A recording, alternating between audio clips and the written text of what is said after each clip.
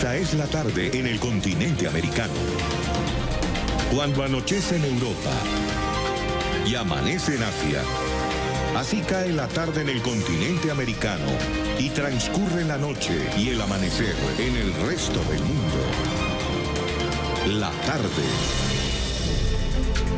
Hola, ¿qué tal a todos? Bienvenidos a la tarde de NTN 24. Soy Jason Calderón. Hoy en lugar de Idania Chirinos, comenzamos.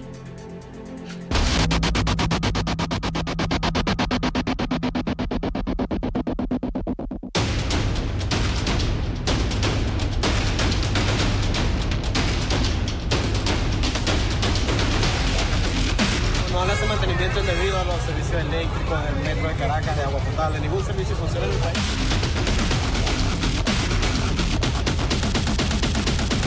Como ciudadano me siento mal, terrible, abandonado. Hay gente que no sabe cómo se va a ir a su casa.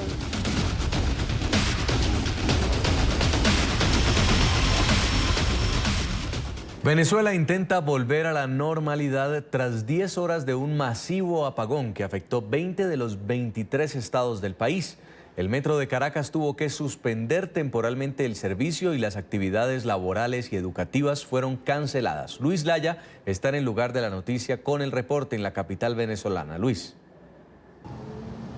Hola, buenas tardes. Un nuevo apagón nacional afectó desde la tarde de este lunes, cerca de las 5 de la tarde, a todo el territorio nacional. Los 24 estados del país quedaron a oscuras. Los servicios públicos comenzaron a fallar, principalmente el transporte y las telecomunicaciones. A pesar de que este martes fue parcialmente restituido el sistema eléctrico, todavía en zonas tanto de la ciudad de Caracas como de otras regiones se encuentran a oscuras. Los propios expertos indican que es una falla mucho más grande. Sin embargo, el régimen de Nicolás Maduro continúa insistiendo en el ataque electromagnético.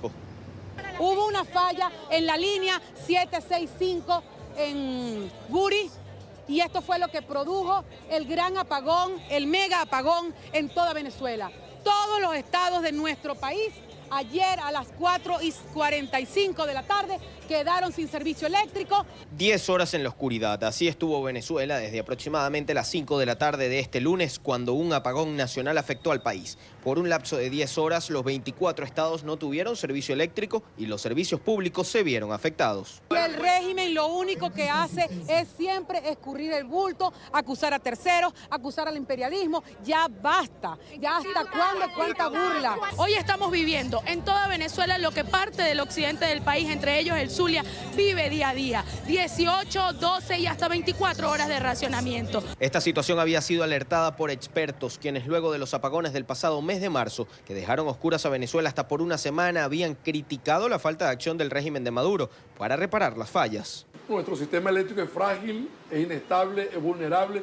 Cualquier perturbación afecta severamente el sistema eléctrico, que de presentarse una nueva falla similar a la del 7 de marzo, esta va a ser muy difícil que se supere en el tiempo, un tiempo razonable. Tras ocurrir el apagón, Diosdado Cabello no dudó en acusar a quienes alertaron sobre esta situación, específicamente a Winston Cabas, por sospechar de una supuesta vinculación con las fallas. Además, desde el Ministerio de Comunicaciones indicaron que la causa del corte eléctrico fue un ataque electromagnético. Anunciando lo que va a ocurrir aquí en Venezuela, anunciando los ataques contra nuestro país y además dónde se iba a atacar. ¿Dónde se iba a atacar? Yo insisto, se abra una investigación contra este ciudadano. Desde la AN desestiman las acusaciones de sabotaje, aseguran es ineficiencia. Bueno, es que ya han salido con iguanas, con machorros, con el niño, con la niña, ya no hayan que inventar con paraguas, con ataques electromagnéticos, con inoculaciones, ya no hayan que inventar. Y el pueblo venezolano está claro que el único culpable es la corrupción que tiene este régimen desde hace 20 años. ¿Por qué hubo una falla? Porque hay una falta de mantenimiento terrible, porque no hay inversión certera en el sistema eléctrico nacional, porque hay una gran desprofesionalización, porque no hay mantenimiento preventivo ni correctivo a lo que estamos nosotros viviendo. Y por eso es que desde el año pasado estamos anunciando que esta situación seguiría. A pesar de que este martes comenzó a restablecerse el servicio eléctrico, se tuvieron que aplicar planes de contingencia en distintos sectores. En la ciudad capital las comunicaciones estaban caídas, los sistemas de transporte público como el metro de Caracas no funcionaron y en los hospitales la situación fue de caos. Los expertos indican que deben tomarse planes de contingencia. Estas situaciones que pueden volver a ocurrir, según lo que señalan, por falta de mantenimiento y otras circunstancias, deben ser atacadas de raíz. Indican se debe hacer una inversión severa para resolver este problema. Además, critican que se culpe a otras personas por las situaciones que se viven en el país. Desde Caracas, Venezuela, para la tarde de NTN 24, Luis Alejandro Laya. Gracias, Luis. La situación registrada ayer no es algo nuevo para los habitantes del estado Zulia. La llamada capital petrolera de Venezuela es una de las regiones más golpeadas por la crisis eléctrica. En Maracaibo, por ejemplo, la capital y otros municipios cercanos día a día tienen un racionamiento de hasta 18 horas. Edwin Prieto, periodista venezolano, nos tiene el informe. Edwin, buenas tardes. Adelante.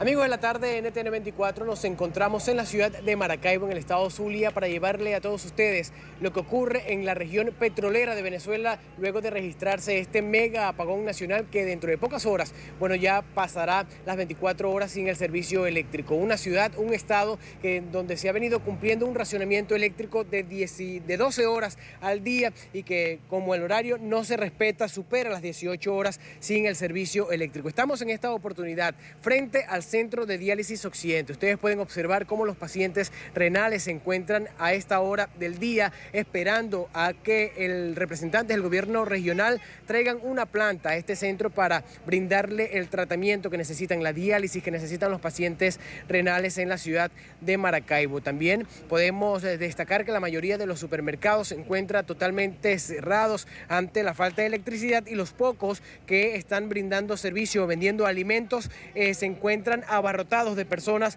para poder comprar un poco de comida y también hielo, porque en la ciudad más caliente del país la falta de hielo perjudica o impide el ingerir bebidas o agua fría. Esto, por supuesto, en la ciudad de Maracaibo, donde las temperaturas llegan a superar los 40 grados en sensación térmica. Las estaciones de servicio también se encuentran cerradas por la falta de electricidad y, por supuesto, las comunicaciones de telefonía celular y también los puntos de pago en los establecimientos comerciales se encuentran sin funcionar por la falta de cobertura.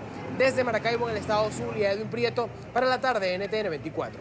Gracias, Edwin. Nos acompaña en esta parte del programa Miguel Lara, ingeniero electricista, exdirector de la Oficina de Planificación y Operación del Sistema Eléctrico Venezolano. Señor Lara, muy buena tarde. Buenas tardes. Este sería el quinto apagón nacional en lo que va del año. El pasado 7 de marzo Venezuela ha vivido el primer apagón, el segundo el 27 de marzo, finalmente entre el 22 y el 23 de julio, 2 nuevos apagones nacionales. Y ahora este. ¿Qué pudiéramos decir frente a lo que le espera a Venezuela con estos racionamientos que ya se tornan en más de 20 de los 23 estados? Bueno, sí, ya Venezuela viene padeciendo desde hace varios años una situación de racionamiento continuado que ha ido cada vez más afectando mayor cantidad de territorio, mayor cantidad de usuarios y de la sociedad. Y lo que nos espera, pues, visto el modelo de gestión que usa el prestador de servicio en Venezuela, Corpoelec, es que esto se va a seguir profundizando porque cada día el sistema eléctrico venezolano está en peor condición, está en mayor precariedad que el día anterior. Y entonces, por supuesto, es más frágil, más vulnerable a tener interrupciones, y en virtud de que cada día se ha ido perdiendo capacidad profesional y además no tienen los recursos para la gente responder, estas interrupciones cada vez se hacen de mayor duración, ¿no? Y entonces, pues, sí, lamentablemente, es una situación de escasez, de precariedad del servicio eléctrico. Ingeniero, lo que dice el madurismo una vez más es que fue un ataque electromagnético a la principal hidroeléctrica del país. ¿El Guri, que es la principal hidroeléctrica, puede sufrir ataques electromagnéticos? No, esto ya desde el apagón como usted dijo, del mes de marzo, del 7 de marzo, ya es la nueva excusa que dan, es el nuevo tipo de sabotaje, porque recuérdense que aquí ha pasado cualquier cantidad de excusas, ha dado el gobierno para no asumir la responsabilidad del desastre eléctrico que ellos han creado.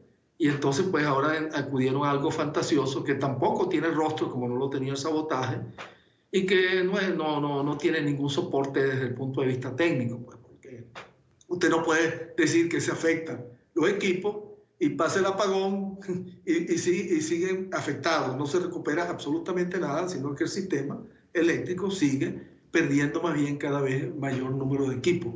Esto no obedece solamente a las prácticas y a las decisiones que se han venido tomando desde que están en el ejercicio de poder en el año 98 y que se vislumbraba desde hace más de 20 años que solo teníamos un destino, que era el déficit, la escasez eléctrica, como lo existe en todos los demás renglones. O sea, no es que la escasez eléctrica también ocurre con la industria petrolera, la industria de los alimentos, con el servicio de agua, con todo. Entonces, esto no es más que un mensaje dirigido a los incrédulos, a los ingenuos y a los fanáticos, pues.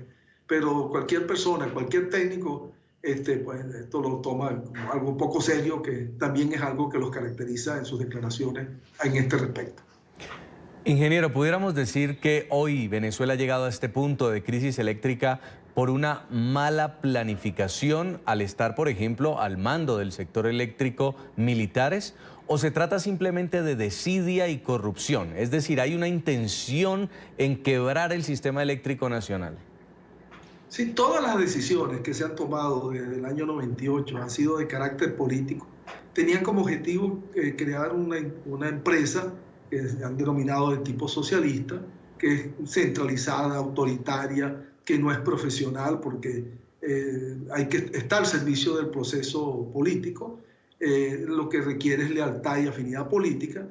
Y bueno, usted puede poner militares, puede poner civiles, puede poner lo que quiera, porque ninguno está viendo al usuario como la razón de ser del servicio eléctrico, sino que está viendo a la empresa como algo que está al servicio de esa revolución y al servicio de muchos de los supuestos revolucionarios, porque la corrupción ha sido, los dineros despilfarrados han sido ingentes. Pues, se le ha destinado al sector eléctrico en esos 20 años más de casi 120.000 millones de dólares. Y ustedes lo que ven cada día un sistema peor, pues mucho más de lo que costó en valores constantes, lo que costó construir ese sistema eléctrico, que en el año 98 era uno de los sistemas eléctricos de avanzada a nivel latinoamericano y es uno de los peores a nivel latinoamericano. En medio de esta emergencia, las medidas a las que se acude para enfrentar la crisis por las fallas eléctricas es anunciar el cese de actividades laborales y actividades escolares. Esto, dice, ayudaría a reconectar el servicio en casas. En el momento en el que empiezan a haber racionamientos también, ¿este tipo de paralización de actividades son las medidas adecuadas? No, esas medidas son un castigo al usuario, porque las medidas es resolver el problema eléctrico, es rehabilitar la oferta de generación, donde Venezuela tiene una capacidad total de generación que triplica la demanda actual. Y entonces usted dice, bueno, ¿cómo es que teniendo tanta oferta usted no puede satisfacer esa demanda? Pero nunca se rehabilita, sino que esa oferta más bien viene decreciendo. Hoy solo está disponible, no llega al 10% de la capacidad total térmica instalada, que es el mayor monto de generación instalado en el país. Y se está soportando el suministro en más del 80, casi el 90% de la demanda desde el punto de vista hidroeléctrico. Pero usted no puede manejar ese sistema contrario a como fue el diseñado. Usted, si usa o sobreutiliza la hidroelectricidad para racionar menos, pues opera el sistema en unas condiciones de riesgo donde el operador está apostando a que una falla en algún componente del sistema eléctrico termina siendo un apagón mayor o menor dependiendo de qué componente es afectado. Pero siempre hay un servicio que ya permanentemente está cortado, alguien está racionado las 24 horas del día y eso es un sistema eléctrico fallido. Ingeniero Miguel Lara, hay momentos en los que se siente con fuerza en la capital. Sin embargo, en otros lugares, en otros estados, como en el oeste del país y en las zonas fronterizas, ya es normal tener racionamiento hasta de 18 horas. Lo veíamos ahí en Maracaibo. ¿Cree usted que los venezolanos se están acostumbrando a esto?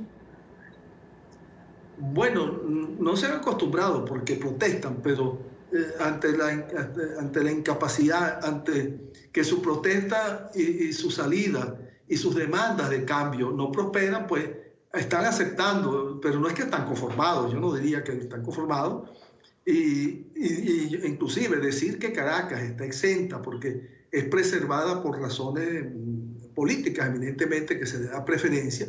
Ya Caracas también, su sistema eléctrico entró en una situación de deterioro que tomó el mismo rumbo de otras capitales, de otros estados en el país. Y Caracas ya está siendo afectada continuamente por apagones y cortes grandes. En este mes ya lleva varios y todas las semanas tiene cortes, y algunas zonas de Caracas ya están entrando en situaciones de cortes permanentes del suministro eléctrico. Por lo tanto, es una degradación que tiene todo el servicio ya a nivel nacional, donde, bueno, el venezolano sabe que la única salida que tiene es un cambio político. Sin embargo, pues tenemos una gente que está en el poder, que está soportada por las armas y por el autoritarismo y por unos cuerpos represivos que no tienen ningún tipo de aprehensión, y maltratan y respetan al ciudadano, y bueno, que están aferrados al poder, y el ciudadano pues no tiene las herramientas ahorita para salir más que la protesta, y esa no ha cesado. O sea, no hay conformidad con esto que está ocurriendo, y hay un deseo mayoritario de cambiar esto y de salir de esto. Aún si llega este cambio político, ¿qué necesitaría hoy la hidroeléctrica del Guri para volver a tener un suministro normal? En cuanto a inversión, mantenimiento, ¿cuál es el cálculo de lo que se necesitaría para volver a poner a Venezuela a funcionar en materia eléctrica? Bueno, las centrales del Guri tienen problemas, inclusive las centrales hidroeléctricas a nivel nacional, no vamos a hacer nada más el Guri, tienen problemas de seguridad en su estructura física, que tienen que ser prioritarios a ser resueltos. Esos no son montos enormes de dinero, son mucho menos que los que despilfarran esta gente.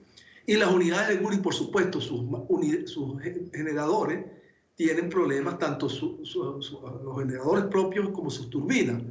Y las inversiones, sí, pueden estar del orden de los $1.000 millones, 1.500 millones de dólares para ponerlas al menos llevarlas a un primer nivel de funcionalidad confiable, y ya comenzar en un proceso de rehabilitación permanente donde podamos volver a tener unas centrales hidroeléctricas a nivel nacional con una disponibilidad del 90% o más, no el 50% que tienen ahora. Y esa es la prioridad, porque Venezuela tiene una crisis energética donde la producción de combustibles no existe, y las térmicas o están paradas porque están sobre extendidos sus horas de operación, abusadas, sus mantenimientos diferidos, llevan como 8 millones de horas de mantenimientos diferidos, y donde ellas también necesitan su recuperación, pero para recuperar el parque térmico también tiene que recuperar el suministro de los combustibles, es lo mismo, porque no puede hacer una inversión en un parque térmico si no tiene los combustibles. Entonces, bueno, es un plan que tiene que tener sus prioridades, tiene que tener sus criterios de recuperación, pero sobre todo necesita de gente capaz que sepa establecer esas prioridades y que le deje mejor uso a esos recursos que pueda conseguir el país y que se puedan destinar a la rehabilitación del servicio eléctrico. Lamentable lo que sigue pasando en Venezuela en materia eléctrica. Gracias, ingeniero Miguel Lara, ingeniero electricista, exdirector de la Oficina de Planificación y Operación del Sistema Eléctrico Venezolano, por habernos acompañado en el programa La Tarde. A su orden y mi respeto a su audiencia. Cuando son las 4:21 de la tarde en Bogotá, Lima y Quito, vamos a revisar otros temas que hacen parte de la agenda informativa. Es noticia el nuevo primer ministro británico. Boris Johnson, exministro de Relaciones Exteriores, fue elegido este martes como premier y mañana asumirá el cargo. El ultraconservador, fiel a su promesa de campaña, aseguró que con o sin acuerdo hará efectiva la salida del Reino Unido de la Unión Europea para el próximo 31 de octubre. Por lo tanto, hago de su conocimiento que Boris Johnson es elegido como el líder del Partido Conservador. De esta forma, el Partido Conservador selló el rumbo de Reino Unido. Boris Johnson será, a partir de las próximas horas, el nuevo inquilino del número 10 de Downing Street. El excéntrico conservador ganó con el 66% de los votos, mientras que el ministro de Relaciones Exteriores, Jeremy Hunt, obtuvo el 34%. En su primer discurso, reafirmó la promesa de campaña que lo llevó a la victoria. Vamos a conseguir el Brexit el 31 de octubre. Vamos a aprovechar todas las oportunidades que nos llevarán a un nuevo espíritu de se puede hacer. Y una vez más vamos a creer en nosotros y vamos a lograr cosas como gigantes. Vamos a derrotar la negatividad. Y tuvo tiempo para resaltar y agradecer el trabajo realizado por la saliente primera ministra. Fue un privilegio servir en su gabinete. Pude ver su pasión, su carácter, que puso en muchas cosas que son su legado, como el pago igualitario entre hombres y mujeres, la salud mental y la discriminación racial en el sistema penal. Gracias, Teresa, gracias. Theresa May, por su parte, felicitó a Johnson e instó a respaldar el trabajo para sacar adelante el Brexit. Muchas felicitaciones a Boris Johnson al ser elegido como líder de los conservadores. Ahora necesitamos trabajar juntos para hacer cumplir un Brexit que funcione para todo el Reino Unido y para mantener a Jeremy Corbyn fuera del gobierno. Usted tendrá mi apoyo completo desde los bancos. Mientras que del lado laborista han rechazado la designación. Ningún acuerdo del Brexit de Johnson significaría recorte de empleos, mayores precios en las tiendas y el riesgo de que nuestro sistema de salud empiece a verse afectado por las corporaciones de los Estados Unidos bajo el acuerdo de Donald Trump. La gente de nuestro país debe decidir quién es el primer ministro en una elección general. Luego de la elección, lo que sigue son actos protocolarios. Theresa May deberá reunirse con la reina Isabel II para comunicarle su dimisión y recomendarle designar a su sucesor. Inmediatamente después, será Johnson quien se presenta ante la reina para recibir formalmente la petición de que forme un nuevo gobierno. Es noticia el fracaso del jefe de gobierno en funciones de España, Pedro Sánchez, en la primera votación de investidura. Sánchez no contó con el respaldo del Congreso. En esta oportunidad era necesario que consiguiera el apoyo de 176 diputados.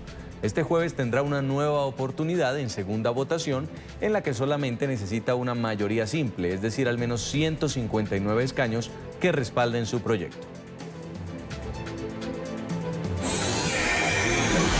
También es noticia Perú, donde el fujimorismo bloqueó el regreso al Congreso de Kenji Fujimori. Fuerza Popular, el principal partido de oposición, impuso su mayoría. La petición fue rechazada por 42 legisladores y respaldada solo por 39 parlamentarios. El menor de los hijos del encarcelado expresidente Alberto Fujimori había sido sancionado de manera indefinida en 2018 en medio de un enfrentamiento con su hermana Keiko, la ex candidata presidencial detenida preventivamente por el escándalo de Odebrecht. Fuerza Popular había intentado destituirlo junto a otros 2 congresistas tras acusarlos de haber querido comprar los votos de otros legisladores fujimoristas para evitar la destitución del entonces presidente Pedro Pablo Kuczynski por corrupción.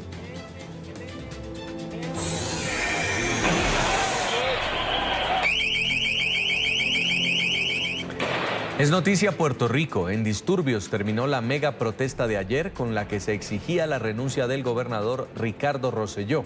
Los incidentes se registraron frente a la residencia oficial del político en San Juan. La policía utilizó gases lacrimógenos para dispersar a grupos de personas que se concentraron frente a la vivienda. Según reportes oficiales, manifestantes lanzaron cohetes pirotécnicos y palos contra los policías. Nos acompaña desde Mayagüez, en Puerto Rico, el doctor Jorge Smith. Es catedrático de la Universidad de Puerto Rico, analista político. Bienvenido a la tarde de NTN 24. Muchas gracias por la invitación. Encantado de estar con ustedes.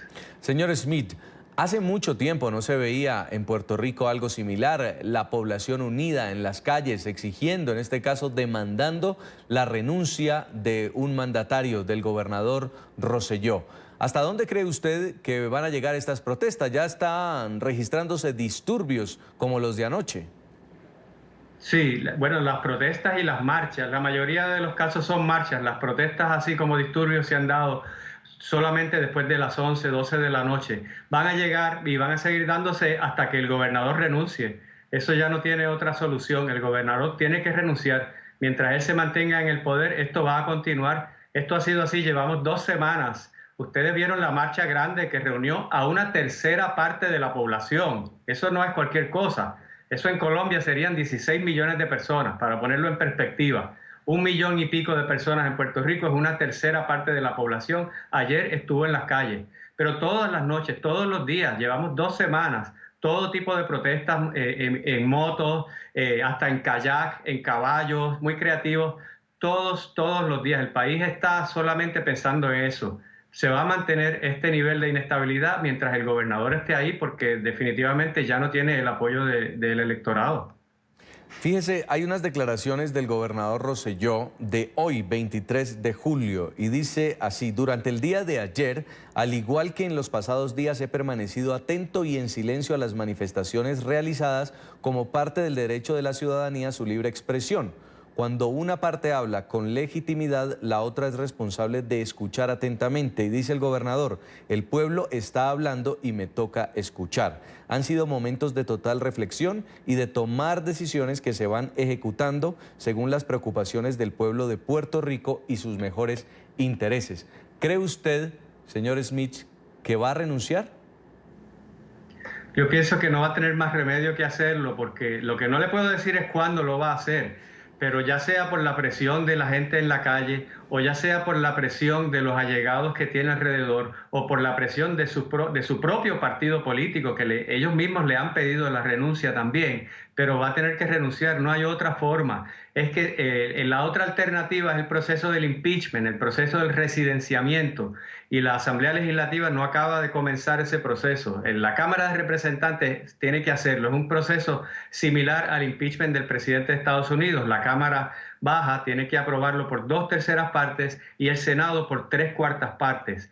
Pero son de su partido y están arrastrando los pies un poco, dejándolo que gane tiempo. Pero esto no tiene otra salida, porque que está demasiado inestable el país. El Poder Ejecutivo está sencillamente colapsado, el gobernador no da conferencias de prensa, la gente que habla a nombre de él no puede contestar dónde está, si está en la casa de gobierno, si está en su residencia privada, si está en el país, no se sabe dónde está el gobernador. Dio una entrevista apenas a una cadena estadounidense, no habla con los periodistas en Puerto Rico. Todas las noches frente a la casa de gobierno hay protestas masivas. Así que la única manera de salir de esto es que el gobernador renuncie. Lo que pasa es que el gobernador parece que está enajenado, porque está rodeado de un grupo cada vez más pequeño de personas que dependen de su sustento económico, prestigio y poder, de que él se mantenga allí. Como todos los gobernantes, tienen un grupo de personas alrededor, y esa gente aparentemente le han hecho creer que tiene posibilidad de quedarse, pero no hay gobernante, no hay presidente que aguante esta presión. Eso le quería preguntar, para entender un poco qué puede estar pasando por la cabeza del gobernador Rosselló, que además es profesor universitario, hijo del exgobernador de Puerto Rico, Pedro Rosselló. Ya su partido le ha quitado el apoyo. Ya intentó la jugada de no me voy a reelegir, a ver si calmaba los ánimos, pero todavía lo que ha logrado es aumentar la ola de protestas. ¿Qué es lo que hace al gobernador Rosselló aferrarse tanto a su cargo? Pues bueno, el poder es adictivo y usted sabe que una vez agarran el poder es muy difícil de dejar. Pero hay un asunto de lo que le comento, de que hay un grupo, hay unas personas, hay unos sectores que quieren que él se mantenga, porque si él se va de allí, ellos pierden todos sus privilegios. Ahora, esas personas muchos de ellos son los que están involucrados en el chat, que fue lo que hizo que explotara todo esto, y ellos van a estar bajo investigación ya pronto. La Cámara de Representantes va a tener que comenzar el proceso de residenciamiento, y una vez comience eso, tendrá que llamar a que atestiguen esas personas que están alrededor de él, y una vez ellos atestiguen bajo juramento, ¿verdad? Su testimonio va a ser bajo juramento, ya no van a poder mentir, y en ese momento probablemente se va a comenzar a desmoronar todo ese apoyo, que es lo que permite que él se mantenga ahí, pero muy frágilmente realmente. Y esa declaración, esa renuncia a la candidatura, la renuncia a la presidencia del Partido Nuevo Progresista, son síntomas de debilidad, son síntomas de que ya está cediendo ante la presión, que es una presión devastadora. Ahora, profesor Smith, si bien el chat es indignante, es descarado, es repulsivo, la pregunta real es: ¿fue el motivo por el cual los puertorriqueños están pidiendo la renuncia o esto fue lo que llenó la taza? Porque escucho en las calles voces contra la corrupción, contra la mala administración, el gasto excesivo. Sí, definitivamente fue lo que colmó la taza, pero en sí mismo habría sido un escándalo. Definitivamente el contenido de ese chat nos demostró que el gobernador es una persona de dos caras, de doble imagen. Por un lado tiene la imagen trabajada con una agencia de publicidad de un hombre inteligente, educado, compasivo, que tiene planes, y por otro lado hemos visto en ese chat que es todo lo contrario, que es una persona que se ha burlado de todos los sectores vulnerables, homofóbicos, racistas, misógenos, contra todos los tipos de discapacidades. Es una persona realmente despreciable, la persona que aparece en ese chat. Ahora bien, eso habría sido un escándalo. La pregunta es si eso habría sido suficiente como para que hubiera un reclamo casi unánime de su destitución. Probablemente no. Lo que pasa es que eso viene detrás de toda una cadena de eventos que sencillamente colmaron la copa, como usted muy bien señala. Justo antes de ese chat se habían dado arrestos de la pasada secretaria de Educación, Julia Kelleher, que estaba malversando fondos, más de 15 millones de dólares. También ha ido presa la directora de la Administración de Servicios de Salud, que es el plan médico del gobierno para los indigentes.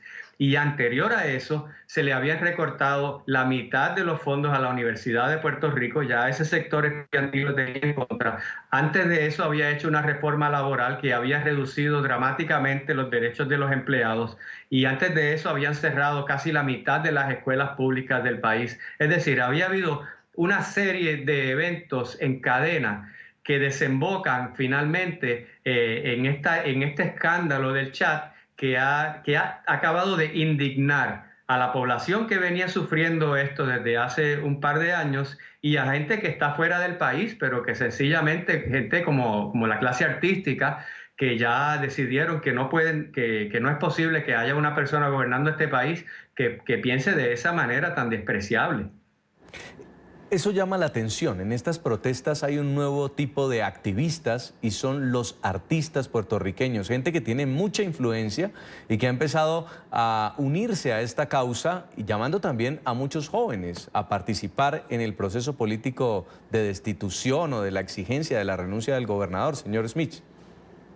Sí, realmente estamos viendo un evento sin precedentes en la historia de Puerto Rico, porque es una clase artística puertorriqueña, pero estamos hablando de una clase élite mundial. Estamos hablando de Daddy Yankee, de Ricky Martin, de Bad Bunny, personas que son conocidas en el mundo entero. Y normalmente no se involucran en política. Hay René Pérez de Calle 13, él ha estado muy metido en política desde hace tiempo, pero muchos de Olga Tañón, personas que nunca se han metido en ningún tema político. Los artistas generalmente le huyen a esos temas. Y no solamente es que han dado unas opiniones, es que han estado al frente de los desfiles. Usted puede ver los visuales de Ricky Martin trepado en el camión, ondeando banderas, Bad Bunny, y ellos no comenzaron este movimiento, ¿verdad? Realmente fue un movimiento de pueblo. No hubo una organización como tal. Uno no puede señalar a individuos particulares que sean organizadores de esto. Eso no existe. Hay muchas organizaciones diferentes, pero al fin y al cabo fue un movimiento de una indignación del pueblo sin organización, y los artistas entonces se unen a este movimiento y por supuesto una vez se unen le dan mucha más energía. Y están personas como aquí a Ricky Martin lo mencionaron personalmente, comentarios homofóbicos y con unas palabras soeces realmente muy sucias, que no hay manera de que uno pueda perdonarle eso al gobernador. Como persona quizás se le puede perdonar, pero es incapaz de mantenerse en el poder. Ricky Martin está muy indignado porque a él lo aludieron personalmente. Es un chat de Telegram que ellos estaban seguros que no se iba a ver, pero se vio y son casi 900 páginas. También allanamientos contra las personas que estaban metidas en este chat, que ahora son exfuncionarios, porque todos renunciaron o los destituyeron, menos el gobernador. Esperaremos el desenlace. Profesor Smith, gracias por habernos acompañado aquí en la tarde de NTN 24. Con mucho gusto. Buenas tardes. Muy amable.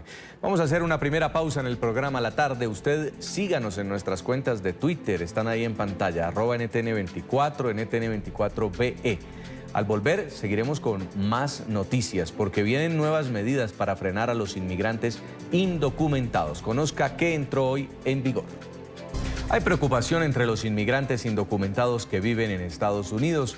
Hoy entró en vigencia la nueva política de deportación express impulsada por la administración de Donald Trump. Las personas sin documentos ahora deberán demostrar que llevan más de 2 años consecutivos en la Unión Americana. De lo contrario, perderán el derecho a pasar por un tribunal para evitar su expulsión del país. Nuestra periodista en Miami, Paola Serna, tiene el reporte. Buenas tardes, Paola. Hola, ¿qué tal? Buenas tardes. Pues con este anuncio del Departamento de Seguridad Nacional queda establecida esta política de la administración Trump denominada deportación express, por medio de la cual se da la facultad a los agentes de inmigración que detengan inmigrantes indocumentados que les soliciten prueba que llevan en Estados Unidos por lo menos 2 años residiendo. Esta política había venido siendo implementada en un programa piloto que aplicaba a aquellos inmigrantes indocumentados que fueran detenidos a por lo menos 160 kilómetros de la frontera con México. Ya esto se amplía y ocurre a nivel nacional. Esto, por supuesto, ha generado reacciones dentro de las organizaciones que defienden los derechos de los inmigrantes indocumentados, además de mucha preocupación. Ahora lo ampliaron de forma tal que conlleva a todo el país. Y lo particularmente peligroso de esta propuesta política es que elimina los procesos legales debidos y también justos para que las personas que estén buscando refugio dentro del país tengan la oportunidad de completar sus aplicaciones de asilo de forma debida, como lo es permitido por la ley. Entonces, es muy triste que estamos viendo que hay más escrutinio para una persona que esté posiblemente debatiendo una citación de tráfico que una persona que esté buscando refugio como un posible asilo político, como lo es permitido por la Constitución de los Estados Unidos y también por las leyes internacionales. Dependería del caso específico de las personas, pero lo particularmente peligroso es también esto, que sigue esta erosión de los debidos procesos legales y adicionalmente seguimos viendo este intento por parte de la administración de incitar el miedo e incertidumbre dentro de nuestras comunidades de inmigrantes. Entonces, más que todo, estamos viendo que es una incesante como que necedad de querer asustar e incitar el miedo dentro de nuestras comunidades. Hace apenas unos días vimos como las personas estaban en pánico absoluto por posibles redadas en el país. O sea, es una cosa tras otra que hemos visto por parte de esta administración en su búsqueda de crear miedo dentro de nuestra gente. Además, que cómo es que en algunos casos hay personas que no pueden necesariamente probar que tienen 2 años en este país precisamente por su estatus de indocumentado, y como también mencionas tú, es a discreción de muchos de estos agentes, y la verdad es que inmigración y las leyes de inmigración son tan impresionantemente complicadas que el aplicarle y otorgarle ese tipo de discreción a un agente también de alguna manera elimina estos procedimientos debidos de la ley. Tenemos protecciones constitucionales, precisamente es para eliminar para evitar que se eliminen estos debidos procesos que defienden y protegen nuestras normas legales. Aunque no se puede dar aún información específica sobre las medidas que tomarán las organizaciones de defensa de derechos humanos y también las organizaciones pro-inmigrantes, pues se espera que en los próximos días haya algún tipo de demanda para contrarrestar esta política de la administración Trump, que básicamente busca que sean deportadas más personas quienes no logren demostrar que han estado en territorio estadounidense durante los 2 últimos años. La información desde Miami, soy Paola Serna. Continúen con más desde nuestros estudios centrales. Muy buenas tardes. Gracias, Paola. Solo 35 personas de las más de 2.000 que contemplaba el gobierno estadounidense fueron detenidas en las redadas masivas que puso en marcha la administración de Trump el pasado 13 de julio. Esto de acuerdo con cifras publicadas por el diario New York Times. Donald Trump había calificado el procedimiento como muy exitoso y originalmente estaba previsto que se realizaría en varias ciudades de la Unión Americana. Sin embargo, luego de la amplia difusión sobre su puesta en marcha, miles de inmigrantes indocumentados abandonaron sus hogares y se escondieron para evitar ser deportados. Y el presidente Trump ahora amenaza al gobierno de Guatemala. El mandatario acusó al gobierno de la nación centroamericana de no firmar un acuerdo para recibir solicitantes de asilo en Estados Unidos mientras realizan el proceso. La noticia se conoce en medio del plan del gobierno de la Unión Americana para impedir la llegada de más inmigrantes indocumentados por la frontera sur con México. A través de su cuenta de Twitter, Trump se refirió a las posibles acciones que su administración podría tomar como represalia. Guatemala, que ha estado formando caravanas y enviando a un gran número de personas, algunas con antecedentes criminales, a los Estados Unidos, ha decidido romper el acuerdo que tenía con los Estados Unidos sobre tercer país seguro. Estábamos listos para empezar. Ahora estamos considerando el veto de las tarifas, las remesas. Guatemala ha sido buena. Los grandes dólares de los contribuyentes estadounidenses fueron cortados por mí hace 9 meses. Se cumplió el plazo de los primeros 45 días dado por el gobierno de Estados Unidos a México para frenar la migración irregular hacia la Unión Americana bajo la amenaza de aplicar aranceles a sus exportaciones. El secretario de Estado de Estados Unidos, Mike Pompeo, dijo que reconoce el esfuerzo del gobierno de Andrés Manuel López Obrador, que dice ha arrojado avances, pero añadió que todavía hay mucho por hacer. Por su parte, el Ejecutivo mexicano sigue buscando evitar una declaración de tercer país seguro ante el colapso de la comisión que ayuda a los refugiados. Algunos sectores políticos y sociales aseguran incluso que esta declaración ya no sería necesaria porque en la práctica ya lo es.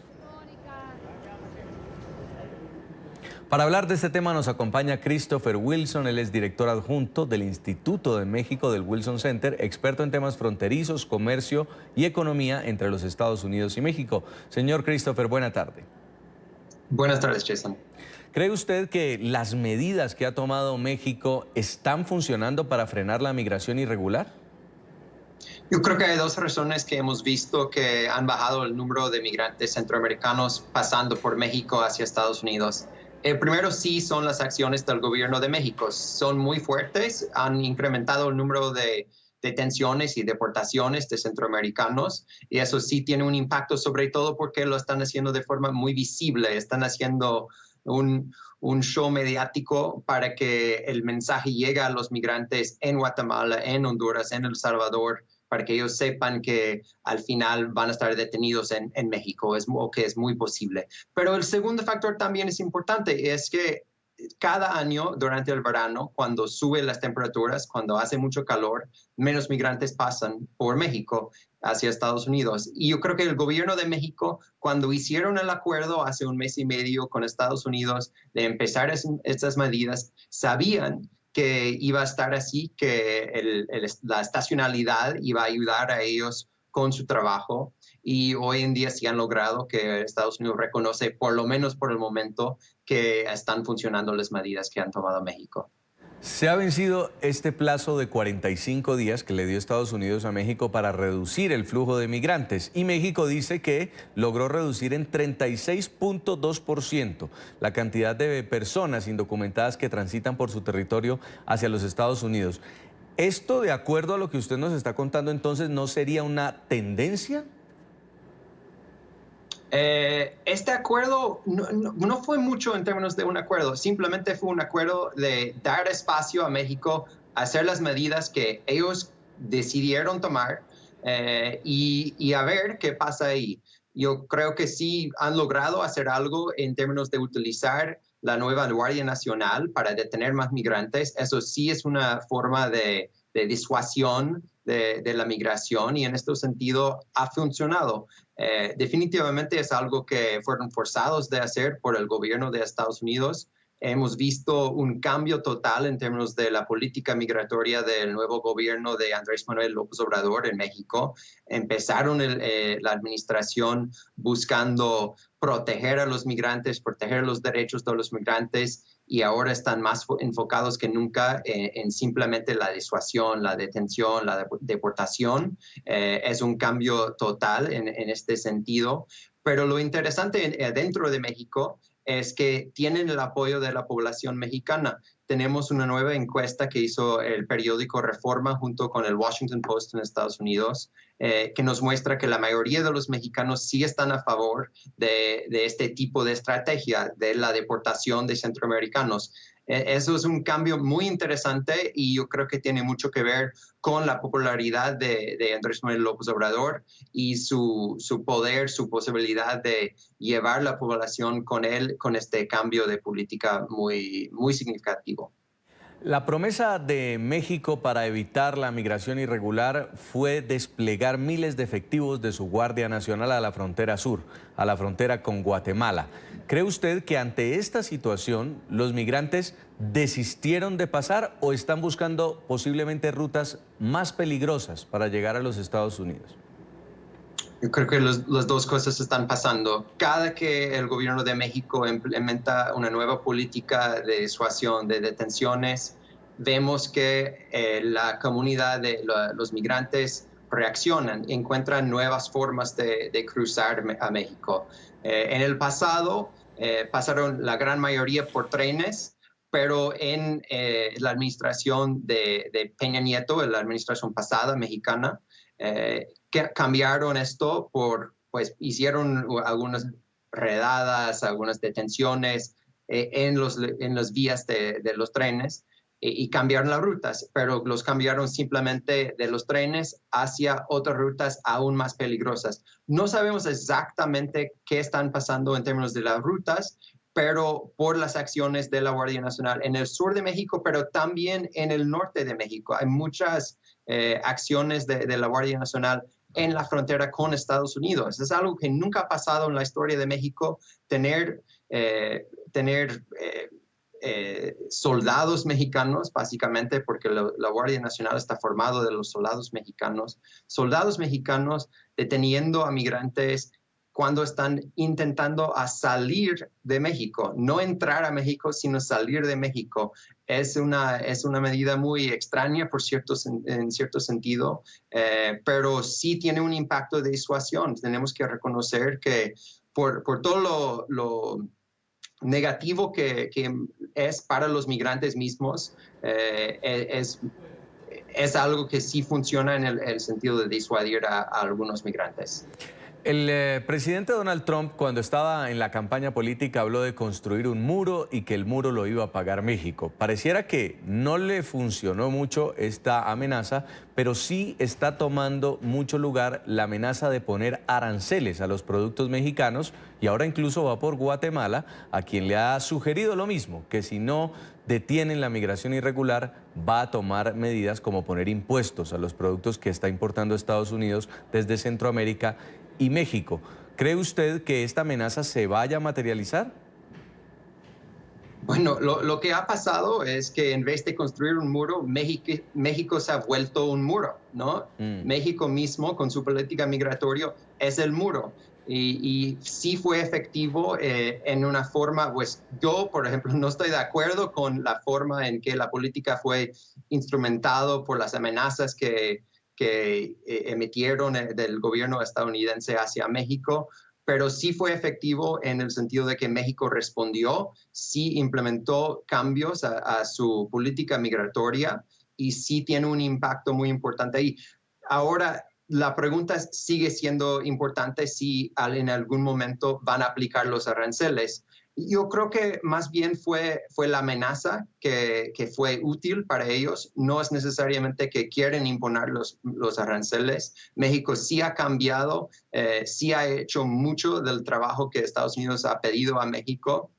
Yo creo que nunca van a retirar de completo esta amenaza, porque eso no es el estilo de Donald Trump. Él siempre quiere mantener toda la palanca, toda la fuerza, toda la presión posible. para exigir a México lo máximo posible, es su estilo de negociación, pero no creo que es muy probable que implemente al final los aranceles, porque no por la reacción de México, sino mucho más por la reacción adentro de Estados Unidos. Si él impone aranceles sobre México, México va a responder con sus propios aranceles hacia Estados Unidos.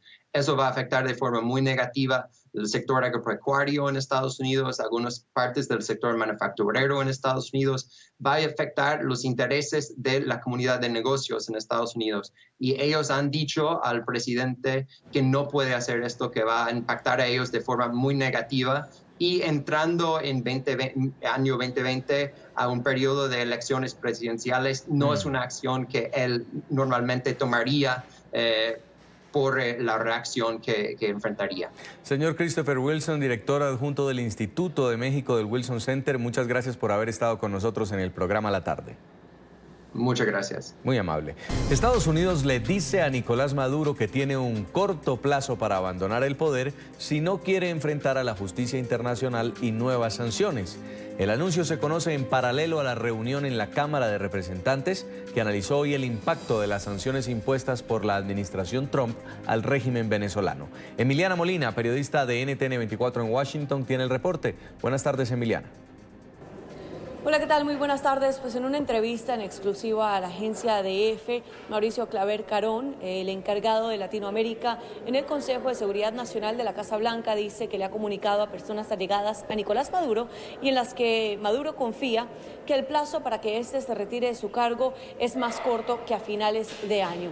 Dado el hecho de que Juan Guaidó ya lleva más de 6 meses como presidente encargado de Venezuela, Carón asegura que el panorama de este país ha cambiado tras la publicación del informe de la alta comisionada de Naciones Unidas, Michelle Bachelet.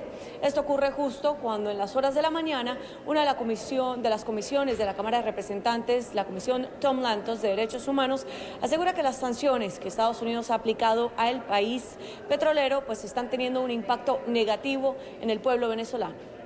3 días intensos de trabajo. Durante los últimos 10 años, Estados Unidos ha aplicado sanciones en Venezuela relacionadas con el terrorismo, el tráfico de drogas, la trata de personas, las acciones antidemocráticas, las violaciones de los derechos humanos y la corrupción. Representantes demócratas como Jim McGovern están preocupados por el impacto que esto está teniendo en los mismos venezolanos. Es bastante claro que las sanciones que tenemos en lugar están hiriendo al pueblo venezolano y aumentando el sufrimiento, y creo que esa no debería ser nuestra política. Hasta el 5 de julio de 2019, el Departamento del Tesoro había impuesto sanciones económicas a 115 personas cercanas al gobierno en disputa de Nicolás Maduro.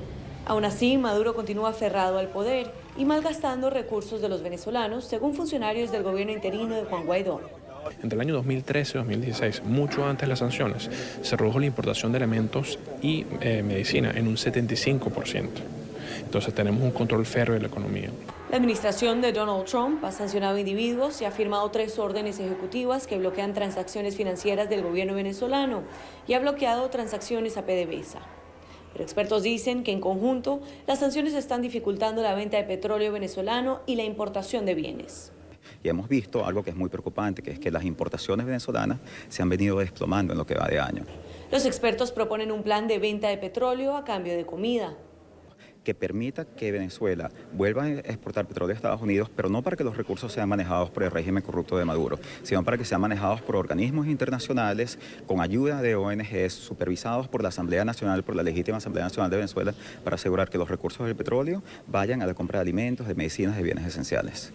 Un esfuerzo imposible de cumplir, según Márquez, teniendo en cuenta el mal manejo del gobierno de Maduro de repartición de alimentos en el país, entre otras polémicas. Transparencia Internacional también determinó que de 1 millón de toneladas que se importaron en Venezuela, solo el 25% se distribuyó. De modo que tenemos un régimen que monopoliza la distribución de comida y medicina, que lo utiliza como una herramienta de control social. Y a pesar de que algunos expertos están abogando para que Estados Unidos alivie un poco las sanciones que ha impuesto sobre el país caribeño, Pues Mauricio Claver Carón asegura que vienen más sanciones y más fuertes de parte de la Casa Blanca si Maduro no se retira del poder. Esta es toda la información que tenemos desde el Congreso en Washington. Emiliana Molina para NTN 24. Gracias, Emiliana. Mientras tanto, en territorio venezolano, la Asamblea Nacional aprobó el retorno del país al Tratado Interamericano de Asistencia Recíproca, TIAR. La medida se adoptó en una sesión legislativa de calle que se realizó hoy cuando Juan Guaidó cumple 6 meses de haber asumido las competencias del Poder Ejecutivo. Este es un informe de Oliver Fernández desde Caracas. Por decisión unánime, los parlamentarios dijeron sí al Tratado Interamericano de Asistencia Recíproca. Ha aprobado por unanimidad de todos los presentes en Venezuela. El presidente Juan Guaidó señaló que el TIAR viene a sumar un escaño más en la lucha por buscar una solución a la crisis. Hoy son muchos los ciudadanos que lamentablemente ven cómo se les va la vida producto de las fracasadas políticas del régimen de Maduro. Hoy es tarde para muchos venezolanos que no van a poder ser atendidos, que no van a poder comer. Así que tenemos que hacer todos nuestros esfuerzos para poder salvar. El diputado Juan Guaidó cumple este 23 de julio 6 meses como presidente interino. Agregó que son muchos los logros, desde el reconocimiento nacional e internacional hasta el bloqueo de los activos de la nación para evitar que el régimen siga malversando los fondos de los venezolanos. Protegimos los activos de Venezuela, porque con presión diplomática no permitió que se siguieran robando y saqueando las arcas de la nación. 6 meses en los que la Asamblea ofreció un camino para marcar el rumbo hacia la democracia. Hemos logrado reunir a los mejores talentos de Venezuela y ponerlos al servicio del futuro de nuestra patria. Y eso debe llevarnos a decir con orgullo el día de hoy que tenemos un plan y que estamos absolutamente preparados para gobernar y salvar a Venezuela. Para la diputada Delsa Solórzano, a lo largo de 20 años, el régimen chavista ha gobernado sobre la base de la venganza, ocasionando muerte, engaño y una diáspora sin precedentes. Porque la diáspora también nos dividió, porque muchos de nosotros tenemos que celebrar cumpleaños, Año Nuevo y Navidad por internet. A la sesión de calle también se dieron cita exministros de la revolución, entre ellos Rodrigo Cabezas. Cree que el país renacerá, confía en la negociación. Ese acuerdo suscrito por la Asamblea Nacional, el que sea que nos coloque en la ruta de un cronograma electoral, de unas elecciones libres, para que sean las armas del pueblo, que es el voto, el que decida, lo vamos a respaldar. El presidente interino Juan Guaidó designó al expreso político Iván Simonovic para que represente a Venezuela ante los organismos de inteligencia del mundo. El presidente interino de Venezuela, Juan Guaidó, llamó a los venezolanos a seguir movilizados y los convocó para una gran manifestación el próximo viernes, aunque no quiso dar detalles de cuál será la ruta. Es la información que manejamos desde Caracas. Continúen con más de la tarde de NTN 24. Para hablar de este anuncio nos acompaña Giovanna de Michele, internacionalista. Buena tarde, bienvenida Giovanna a NTN 24. Buenas tardes, gracias por la oportunidad. ¿Qué repercusiones tiene esta decisión de ingresar a Venezuela al Tratado Interamericano de Asistencia Recíproca, TIAR, tomada hoy por los diputados de la Asamblea Nacional?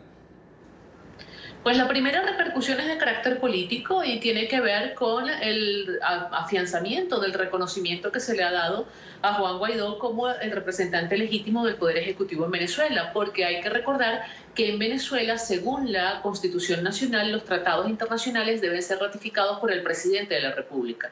En consecuencia, considerar como válido el procedimiento que se utilizó hoy es una manera de reconocer a Juan Guaidó como el representante legítimo del Poder Ejecutivo. Eso por una parte. Y por otra parte, es un instrumento que queda prácticamente a disposición de los demás estados parte del tratado, que puedan considerar que en algún momento desde Venezuela se está agrediendo sus intereses o se está poniendo en peligro la paz y la estabilidad de la región y pudieran invocar el TIAR como una respuesta a esta agresión por parte de Venezuela. Es decir, ¿se está abriendo la puerta a una intervención militar extranjera en Venezuela? Pudiera pensarse así, pero ojo, no una intervención solicitada desde Venezuela, porque eso no está contemplado en el TIAR. Pero sí abre la posibilidad para que algún estado, parte del TIAR, que se pueda sentir agredido por Venezuela, pueda invocar este mecanismo como una respuesta de legítima defensa con el concurso de los demás Estados miembros del tratado. En este momento, cuando se ha abierto la posibilidad de acercamientos en Barbados, de diálogo, ¿usted cree que algún país tomaría una decisión de este tipo o estamos hablando de una decisión más simbólica, esto del ingreso al TIAR de Venezuela? Mira, partiendo de la afirmación reiterada ya en el sentido de que todas las opciones están sobre la mesa y partiendo de las dificultades que aparentemente se están presentando en esta mesa de diálogo en Barbados, cuando a nivel interno son múltiples las vocerías por parte de la gestión de Nicolás Maduro que afirman que en el país no habrá elecciones presidenciales y lo único que parece estarse preparando es un proceso electoral para renovar a la Asamblea Nacional, pues no se descarta que los estados, sobre todo estados vecinos de Venezuela, se puedan sentir agredidos. No olvidemos que ya han sido varias las denuncias que se han generado, por ejemplo, desde Colombia, en el sentido de que grupos irregulares colombianos están encontrando alivio, cooperación en territorio venezolano e inclusive grupos civiles armados desde territorio venezolano supuestamente han estado agrediendo al Estado colombiano. Frente a este tipo de agresión, el TIAR pudiera perfectamente ser utilizado como un mecanismo de legítima defensa. Ahora bien, sí han estado ocurriendo incidentes con Estados Unidos también denunciados por Venezuela sobre aviones que supuestamente habrían ingresado en el territorio aéreo venezolano y que habrían sido repelidos por un Sukhoi.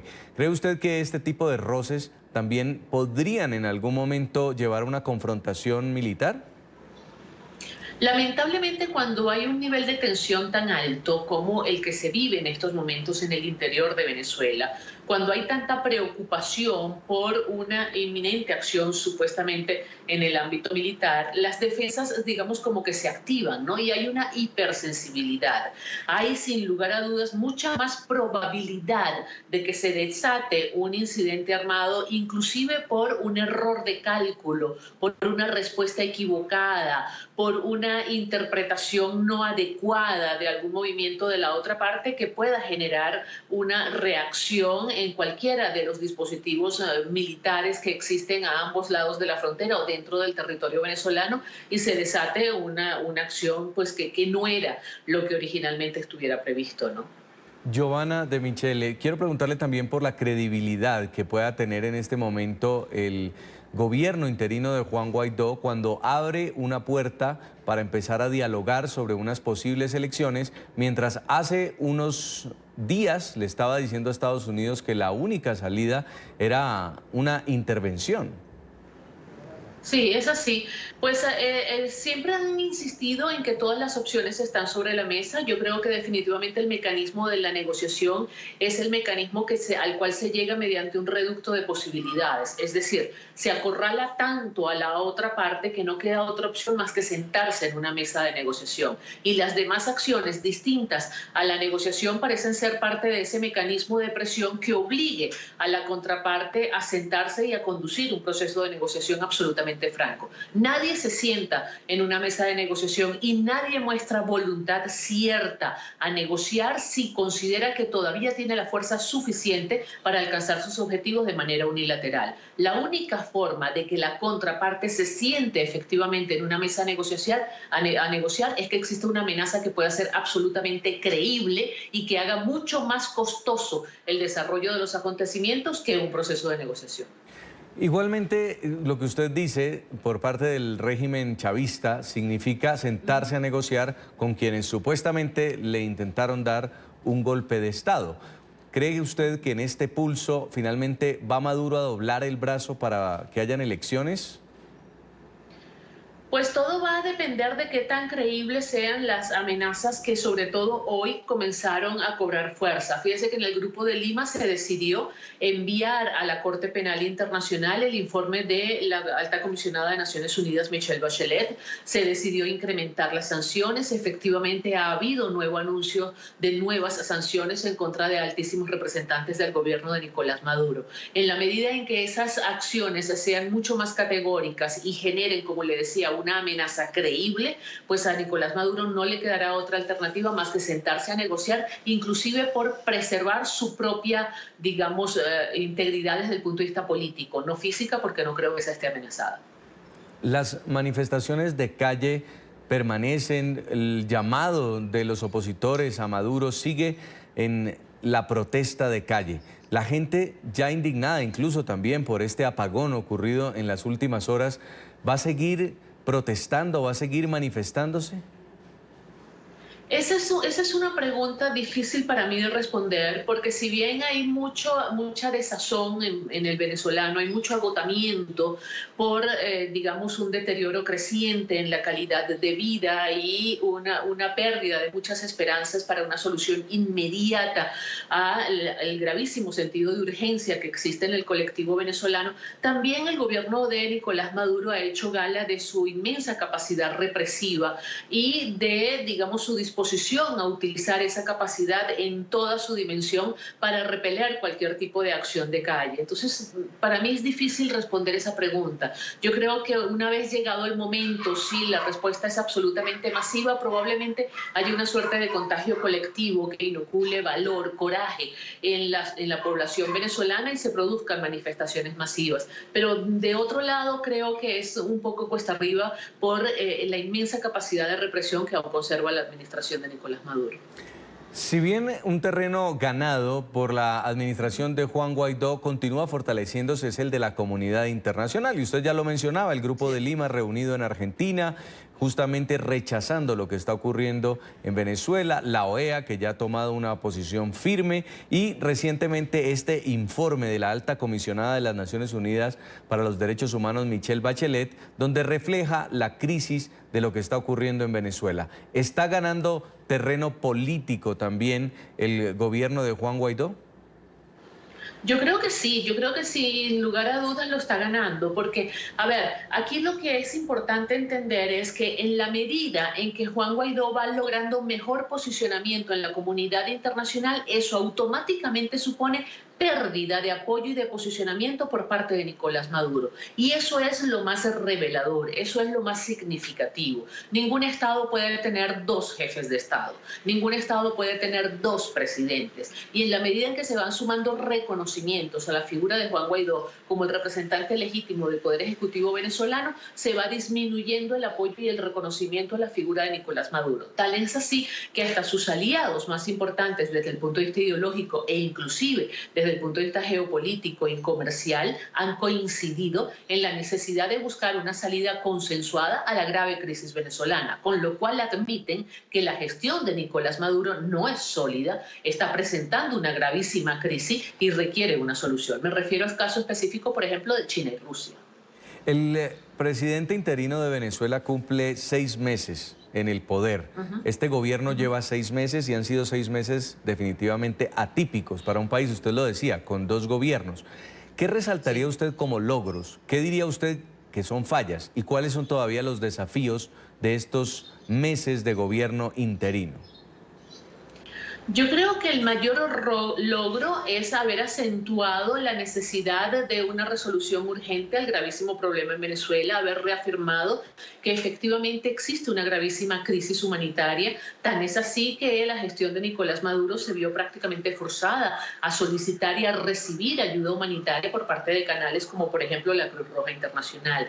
El hecho de ir incrementando apoyos a nivel internacional y reconocimiento a la legitimidad de la figura de Juan Guaidó como presidente encargado de Venezuela en detrimento de lo que ello pueda significar para Nicolás Maduro es sin lugar a dudas otro logro importante. El haber podido de alguna manera hacerse del control de algunos activos de la República de Venezuela en el exterior y poderlos manejar desde la Asamblea Nacional sin lugar a dudas también es otro logro importante en tanto y en cuanto ha reducido la capacidad de maniobra de la gestión de Nicolás Maduro. Yo creo que los logros han sido muchos, yo creo que el error ha sido de alguna manera hacer creer que esto era un asunto de solución rápida, que esto se podía resolver de manera absolutamente expedita, aun cuando hay que destacar que desde la Asamblea Nacional jamás se le puso un lapso de tiempo específico para la resolución de esta crisis en Venezuela. Giovanna de Michel, internacionalista, quiero agradecerle por este tiempo aquí en la tarde de NTN 24, por habernos acompañado, muy amable. Gracias a ustedes, siempre a la orden. Un SOS han lanzado estudiantes de medicina en Venezuela. Frente al Hospital Universitario de Caracas denunciaron que el régimen pretende quitarle la autonomía al centro médico ubicado dentro del campus de la UCB por medio de un decreto. No hay ampollas ni medicinas y los pacientes se nos mueren cada día. Esta es la consigna de los estudiantes de medicina de la principal casa de estudios del país.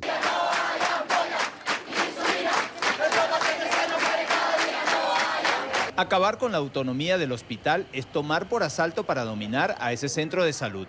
El régimen pretende nombrar a su criterio a los jefes de departamentos, usurpando funciones que pertenecen al recinto universitario. Y una conquista de los espacios de manera dictatorial. Por eso estamos nosotros aquí, porque no vamos a permitir que eso pase. Los derechos no pueden eliminársele de un día para otro a las personas. Los derechos, en cambio, son progresivos. No pueden llegar ahora a sacarnos del hospital porque sí. Los estudiantes de medicina se hicieron sentir. El director del hospital nombrado por el chavismo asegura que jamás se ha pretendido aprobar ese decreto. Que aquí va a seguir la universidad, va a seguir justamente la docencia, va a seguir la excelencia y aquí está el decano y no lo dejan hablar. No, eso es mentira. Aquí no hay ningún documento firmado por nadie. Y tengo aquí al decano de la Facultad de Medicina y al representante de la universidad. El decano de la Facultad de Medicina aclaró que efectivamente el documento llegó, pero que no será aprobado porque desaparece de sus funciones a la Universidad Central de Venezuela. Se ha firmado que no se va a hacer y que se deben abrir mesas de trabajo, reuniones con la rectorado, con la Facultad de Medicina y con el Hospital Universitario. Ese decreto no va. No va. Así despidieron los estudiantes de medicina al director del Hospital Universitario y al decano de la UCB. No confían en sus palabras.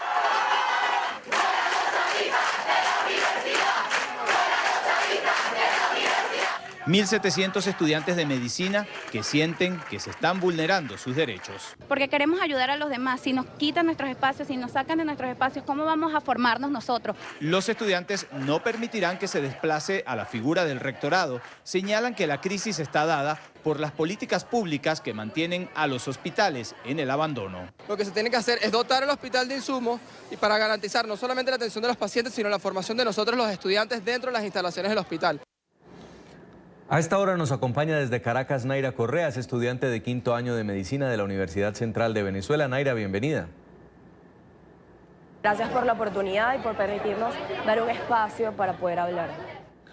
¿Por qué ustedes dicen que pueden perder la autonomía del hospital?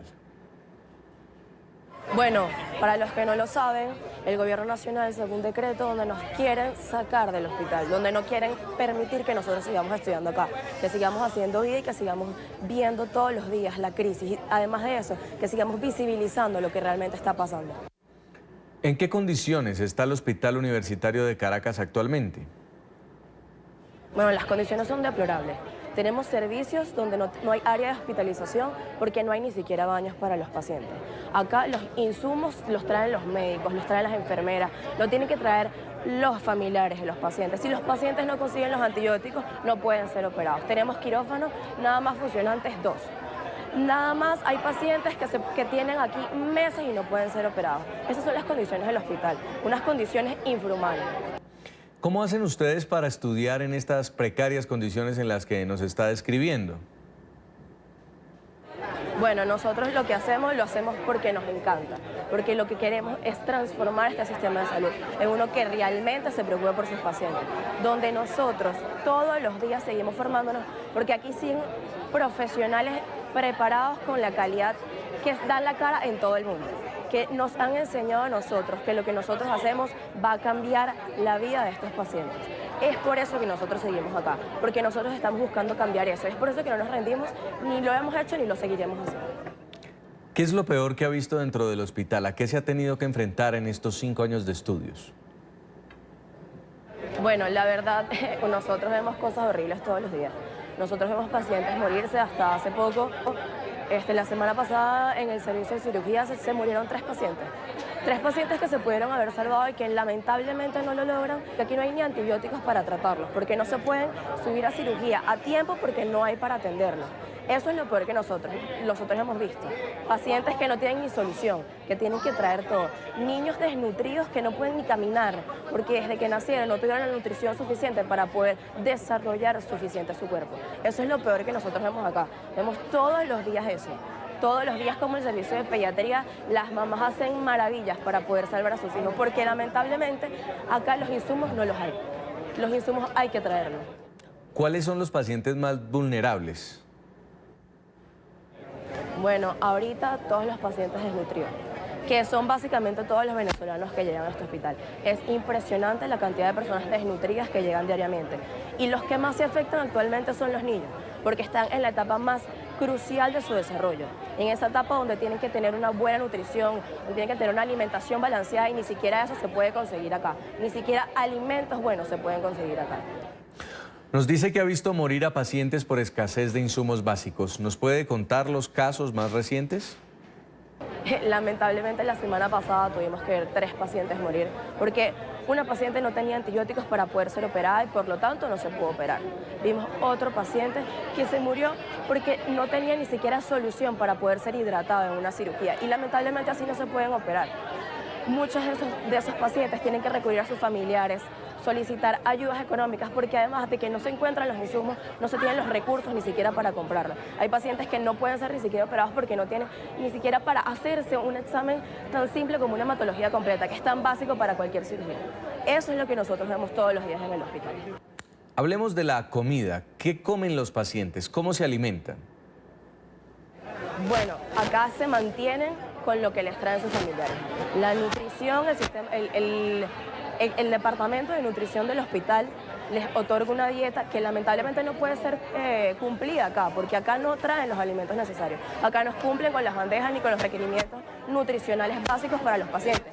Son los familiares los que tienen que traer su comida para poder darles a ellos y poder alimentarlos como debe ser. Y ni siquiera se logra, porque lamentablemente la mayoría de estos pacientes requieren dietas ricas en proteínas que lamentablemente en este país son incomprables para una persona que no tiene los recursos. ¿Cómo califica usted el sistema de salud venezolano? Ahorita es deficiente.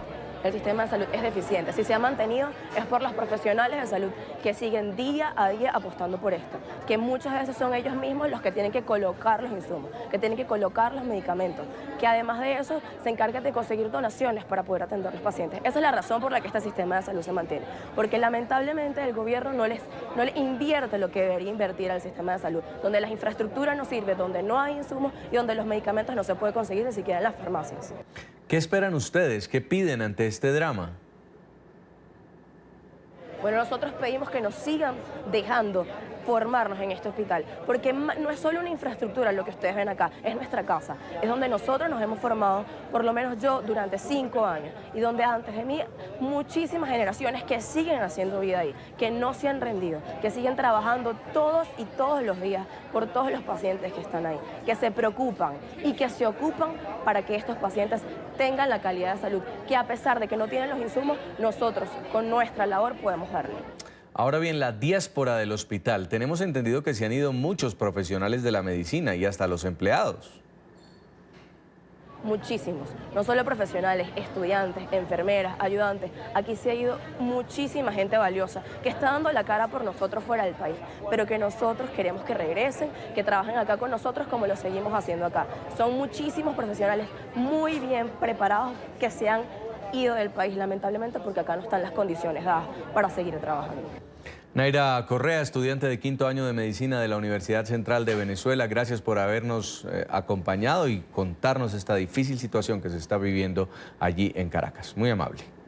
Gracias por seguir apostando por nosotros y por seguir dándonos una ventana para poder expresarnos.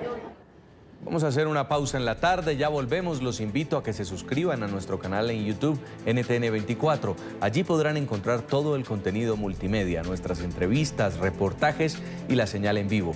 Recuerde conectarse www.youtube.com/NTN24. El Grupo de Lima, reunido hoy en Argentina, instó a que el informe de la Alta Comisionada de las Naciones Unidas para los Derechos Humanos sobre Venezuela se discuta en el Consejo de Seguridad de la ONU y organismos internacionales. Además, decidieron apoyar la solicitud realizada por el presidente Guaidó a la Comisión Interamericana para que visite el país. Leonardo Feldman, periodista de nuestra cadena aliada La Voz de América, tiene el reporte. Leonardo, adelante. Así es, la reunión del Grupo de Lima terminó aquí en Buenos Aires, Argentina, con declaraciones reiterando el apoyo hacia el presidente interino de Venezuela, Juan Guaidó, también manifestándose en contra de foros y movimientos que apoyan al gobierno en disputa de Nicolás Maduro, como por ejemplo el Foro de Sao Paulo. Tal como dijiste, sabemos que ellos piden que se discuta el reporte de la alta comisionada Michelle Bachelet en el Consejo de Seguridad de la ONU. Y es importante notar que este encuentro, esta reunión, tuvo por primera vez a El Salvador como uno de los observadores. También se encontró Ecuador como otro de los observadores y ellos indican que estas reuniones continuarán y la próxima sesión será en Brasil, aunque todavía se desconoce cuál sería la fecha en que esto se realizaría. Pues quiero agradecerle mucho este contacto desde Buenos Aires a propósito de la reunión del Grupo de Lima, nuestro aliado La Voz de América. Y en medio de esta sesión, el representante designado por Juan Guaidó ante el Grupo de Lima, Julio Borges, presentó las peticiones del gobierno interino a la comunidad internacional. Escuchemos.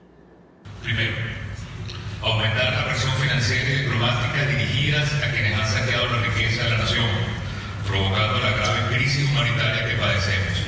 La corrupción es muerte, miseria y pobreza. Los corruptos deben ser sancionados. Segundo, aumentar la presión financiera y diplomática dirigidas a quienes violan los derechos humanos. El informe de la Alta Comisionada por los Derechos Humanos de la Organización de las Naciones Unidas, señora Michelle Bachelet, revela la grave situación que vivimos en esta materia. En Venezuela, la violación de derechos humanos es una política de Estado y el número de casos revela que es un proceder que se ha proliferado en los distintos cuerpos de seguridad. Es una situación inaceptable que debe llamar la atención de la conciencia internacional, especialmente en el continente americano. Los violadores de derechos humanos deben encontrarse con un muro de contención regional que les interpele y los detenga. Finalizamos reiterando nuestro agradecimiento y nuestro compromiso unitario con la democracia. Juntos lograremos que Venezuela deje de ser un problema hemisférico y la reinsertaremos democráticamente en el concierto de las Naciones Libres. Por la Asamblea Nacional, Juan Guaidó, presidente de Caracas. A esta hora nos acompaña desde nuestro estudio en Caracas Williams Dávila, diputado venezolano, representante de la Comisión de Política Exterior del Parlamento y además presidente de la Comisión Internacional de Parlasur. Diputado Dávila, buenas tardes, bienvenido. Buenas tardes, Jason. ¿Cómo están ustedes? Muchísimas gracias por acompañarnos. Estábamos revisando lo que ocurrió en Argentina. El Grupo de Lima, una vez más, unido de la mano del gobierno interino de Juan Guaidó, aprobando resoluciones. Entre ellas llama la atención la creación de un ente para investigar a los testaferros de Nicolás Maduro que estén vinculados a narcotráfico y a terrorismo, y la idea de que se pueda discutir este informe que entregó Michelle Bachelet en el Consejo de Seguridad de Naciones Unidas. ¿Va avanzando a buen paso la agenda internacional para presionar al régimen de Maduro a dejar el poder? Sí, claro. Vemos que ahí, por ejemplo, Salvador, Ecuador se incorporan al Grupo de Lima. Eso es importante porque no ha habido una merma de esos apoyos. Tenemos el informe precisamente de la Alta Comisionada de los Derechos Humanos. Vino el informe de la Comisión Interamericana de los Derechos Humanos la semana pasada. Vimos la decisión del nuevo primer ministro de Grecia y posiblemente Chipre apoyando a Juan Guaidó. Vimos ahorita en la Asamblea Nacional, dentro de esa estrategia de ofensiva internacional que diseñó el presidente Guaidó, la adhesión, o sea, la aprobación de la ley aprobatoria, valga la redundancia, del reingreso de Venezuela al TIAR en su segunda discusión y fue aprobada por unanimidad. Es decir, hay una agenda internacional que se está desarrollando en todos los foros democráticos del mundo. O sea, no es una ONG, no es un partido político, no es una organización ideológica de partidos políticos no es una organización empresarial. Se trata nada más y nada menos que el Sistema Universal de Protección de los Derechos Humanos, el Sistema Interamericano de Protección de los Derechos Humanos, el Sistema Interamericano de Defensa Continental y de Mantenimiento de la Paz, los que están precisamente exigiendo una solución a este catastrófico problema que estamos viviendo desde el punto de vista económico, social y político en Venezuela. Mientras esto ocurre, hay otro tipo de foros que se promueven en Venezuela, como el Foro de Sao Paulo, que va a tener lugar en Caracas, donde el señor Diosdado Cabello, el señor Nicolás Maduro han decidido invitar a todos los gobiernos, sobre todo simpatizantes de la izquierda, para que vean la situación de Venezuela. Entre ellos también, por cierto, varios líderes del partido FARC en Colombia. ¿Qué va a pasar con este foro ahí en Caracas, diputado?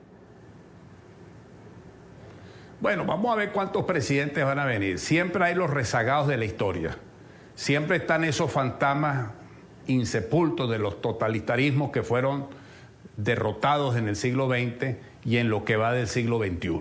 Siempre los vamos a tener y van a estar aquí diciendo que, por ejemplo, la adhesión del gobierno de Juan Guaidó al Tratado Interamericano de Asistencia Recíproca es haberle bajado la cerviz al imperialismo. Que nosotros lo que estamos es fomentando la intervención norteamericana y además la guerra económica, los ataques cibernéticos y de todo tipo para que se vaya la electricidad, etcétera. Eso va a ser el discurso, un discurso y un documento ideológico, me imagino, de rechazo pues a la penetración, a la injerencia, de reafirmación a la autodeterminación de los pueblos. Frente a eso, nosotros también vamos a organizar un gran encuentro internacional parlamentario donde van a estar presentes todos los parlamentarios de los 50 y tantos países que están respaldando a Juan Guaidó, más aquellos que son observadores, porque no nos vamos a quedar con los brazos cruzados. Justamente eso es lo que nosotros tenemos que hacer. La capacidad de defensa de la democracia, porque generalmente en América, para defendernos los demócratas siempre fuimos tibios, mientras que esa izquierda fascistoide, reaccionaria, totalitarista, nunca reconocen nada y tratan de hacer el ruido de los fracasos que tienen, transformándolos en victorias. Nosotros tenemos adelante en el horizonte precisamente la perspectiva de la reconstrucción de la paz en América, de la reconstrucción de una democracia verdadera en América. Eso nos llena el alma. Lo que hicimos hoy en la Asamblea Nacional es la mejor respuesta telúrica de un pueblo que está decidido a vencer, que estamos decididos a luchar, que no le vamos a entregar el país a los intereses foráneos que vengan de Asia o de otras partes del mundo. Nosotros vamos a defender nuestra patria y por eso es muy importante esto que sucedió hoy, porque forma parte de ese espíritu unitario que tiene la oposición, que es la reconstrucción de la democracia venezolana y el rescate de la libertad. Diputado, usted nos está contando es la decisión también de reincorporar a Venezuela al TIAR, justamente este tratado que va a permitir que otros países puedan tomar posición, incluso si es necesario militar, si ven amenazados sus intereses como parte de las políticas del régimen de Nicolás Maduro. ¿Cree usted que Brasil, Colombia van a empezar a sumarse en este tipo de presión ya con Venezuela nuevamente en el TIAR? Bueno, mira, el TIAR es un instrumento para el mantenimiento de la paz. Aquí ha habido siempre, históricamente, dos posiciones. La posición que el TIAR es un mecanismo de resolución de conflictos, de buscar salidas pacíficas de los problemas en América y del mantenimiento de la paz y de la conformación de un sistema continental de defensa. Y la otra tesis es que es un instrumento de la política de los Estados Unidos, del imperialismo, que siempre partió del hecho que la OEA era el ministerio de la colonia, del Departamento de Estado, etcétera, ¿no? Para nosotros el TIAR viene precisamente desde los orígenes nuestros del nacimiento de nuestras repúblicas en 1826, cuando siendo Bolívar presidente de Perú y Colombia, convocó al Congreso Anfictiónico de Panamá y ahí se aprobó el Tratado de Liga, Unión y Confederación. Desde allí, en el transcurso de todo el siglo XIX y todo el siglo XX, hubo una serie de reuniones, etcétera, hasta que se llegó al Tratado de Río en 1945 y se aprobó el TIAR en 1947 y entró en vigencia en 1948-49. Y a partir del año 2003 hubo una conferencia sobre la Declaración de las Américas en México. y allí se le dio un nuevo giro a un concepto de soberanía continental multidimensional para tomar en consideración hechos que afectan la paz de la región como el terrorismo, el narcotráfico, la violación de los derechos humanos, la violación de los principios de la democracia representativa, la mala gestión gubernamental, la pobreza, la presencia de grupos irregulares que pueden afectar precisamente la tranquilidad y la paz de la región. Eso es muy importante porque eso es lo que significa el TIAR tiene un contenido precisamente de mantenimiento de la paz y sobre todo de establecer que en América lo que tiene que ser es un continente verdaderamente democrático y no puede ser el brazo extracontinental de otros intereses o de ideologicismo de otra naturaleza o de grupos vinculados con el narcotráfico que vayan a desestabilizar. Y resulta que Venezuela, no me gusta decirlo porque yo soy un venezolano que quiero mucho a mi país, pero desgraciadamente se está convirtiendo en un factor de perturbación y por eso nosotros aquí estamos en esta lucha para rescatar la paz y el TIAR puede jugar allí. Es un mecanismo muy importante, a mi manera de ver, poderoso de presión a los efectos de buscarle una salida internacional al problema político que tenemos en Venezuela. Quisiera conocer también su reacción frente a una información que ha circulado hoy, es que Estados Unidos le ha comunicado a Nicolás Maduro que tiene un corto plazo para dejar el poder. Esto a través del encargado de Latinoamérica en la Casa Blanca, quien ha revelado que le enviaron un mensaje indirecto a Maduro con personas en las que él confía y que el plazo es inmediato si no quiere enfrentarse a la justicia internacional y a la justicia de los Estados Unidos. Es que a buen entendedor pocas palabras. Si él no quiere entender lo que está pasando, que todos los organismos de derechos humanos, de lesa humanidad, porque ese es el otro expediente, el de la Corte Penal Internacional. Ya varios países pues han pedido que el informe de la alta comisionada se incorpore al expediente que se está llevando a cabo en la Corte Penal Internacional. Y esos son delitos que son imprescriptibles, los delitos de lesa humanidad.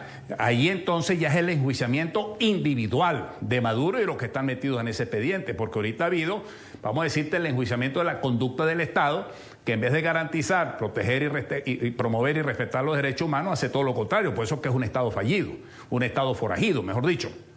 Yo creo que esa declaración del Departamento de Estado, bueno, forma parte del concierto de declaraciones permanentes y yo creo que los Estados Unidos, pues obviamente está diciendo allí, bueno, mire, no tenemos a lo mejor mucha fe en lo que está sucediendo en Oslo o en Barbados y esta es la tesis que nosotros estamos desarrollando. Bueno, por eso es que nosotros, el Grupo de Lima, todos los que estamos en el concierto de estas soluciones, se está poniendo en el tapete toda la salida para que esto tenga una salida canalizada desde el punto de vista institucional, pero Maduro es el que pone el acento en la palabra, él es el que tiene que tomar la decisión, porque si él sigue dándole una patada a la mesa y lo que está promoviendo es una guerra y un enfrentamiento y provocando incidentes fronterizos con Colombia o con Brasil, o de repente provocar un avión de reconocimiento de los Estados Unidos, mañana cualquier otra situación se pueda presentar, él lo que está promoviendo es una acción violenta, es una salida de guerra. Y nosotros lo que estamos buscando precisamente es la preservación de la paz y que los que tengan que dar cara con la justicia, por ejemplo, todos esos que tienen reales en los bancos de Argentina, de Brasil, de Chile, de Colombia, a eso se les tiene que congelar las cuentas. Entonces, sí, eso es lo que está defendiendo Maduro y lo que nosotros estamos luchando precisamente para que ese dinero sea del pueblo venezolano. Muy bien, diputado Williams Dávila, quiero agradecerle por este tiempo para NTN 24, es el representante de la Comisión de Política Exterior de la Asamblea Nacional de Venezuela. Muchas gracias. A la orden. Así llegamos al final de la tarde. Ustedes recuerden seguirnos en nuestras cuentas de Twitter y también en Instagram, @NTN24.